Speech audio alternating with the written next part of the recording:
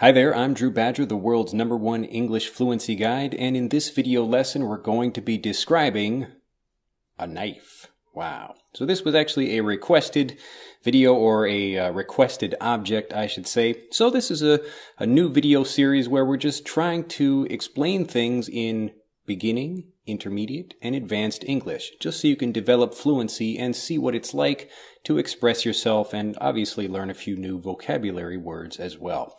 So let's begin with a basic kind of definition or explanation about this knife. So this is a bread knife. I bought this bread knife in Japan, and it is a stainless steel bread knife made in Japan. It has a wooden handle, and it is maybe about a foot long, maybe 1 foot and a few inches long. I don't know what that is in centimeters, maybe, I don't know, 35 centimeters, something like that. So that is a basic way of expressing or describing a bread knife.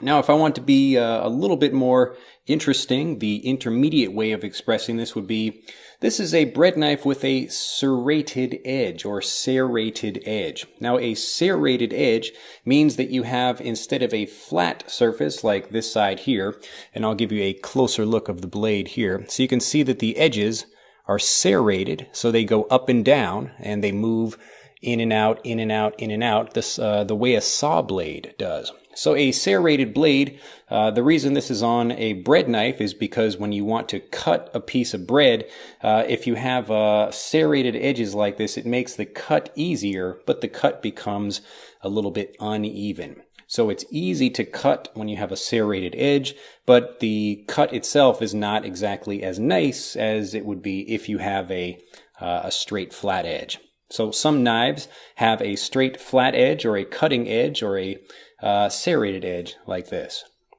So I'm talking about even something, when you get into a basic definition or even an intermediate definition, you can get more specific about the particular parts of an object, like a bread knife.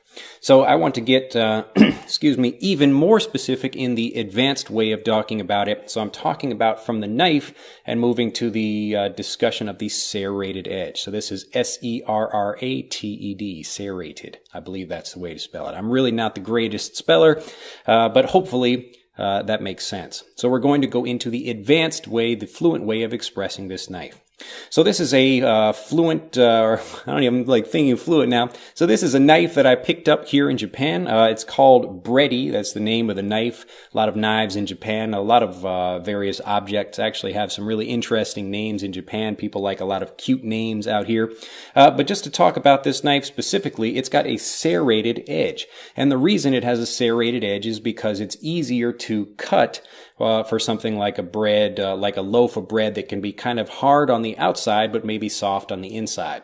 So if you have a thin, a flat cutting edge like that, it's easy to pull a knife through something, but it becomes more difficult because you have to flatten down the bread to push it down hard in order to get the cut into the bread. So a bread knife with a serrated edge makes the cutting easier.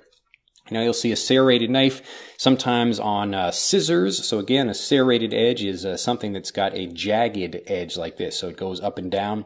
This edge, you couldn't really, it's serrated, but you wouldn't call it jagged. So a jagged edge is really hard, kind of zigzag shaped like that. And you would see that much more on maybe like a Swiss Army knife or some small knife that you want to have a good cutting pressure. So something that you can pull quickly and tear through something, but maybe the cut is not as clean as if you have a particular flat edge like that.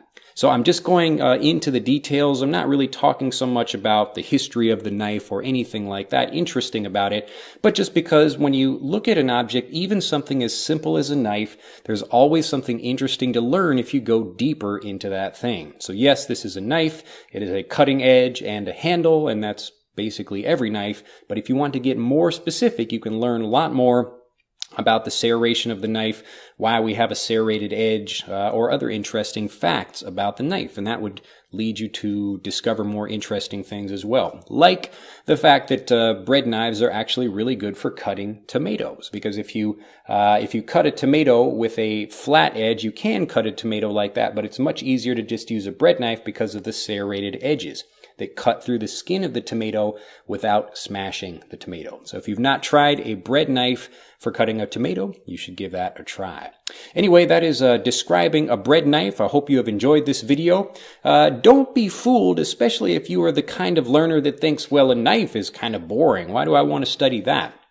The point of me using these simple objects in lessons is that it gives you an indication of how you can practice your English and how you can speak without using, something about politics or something like that. You really can take a simple object like a knife or a bottle or even a t-shirt like this and give a really great explanation and talk about it fluently. So find anything like that in your everyday life, learn about something, and then see how native speakers are expressing that thing. And that will give you a much better example of how to express it yourself.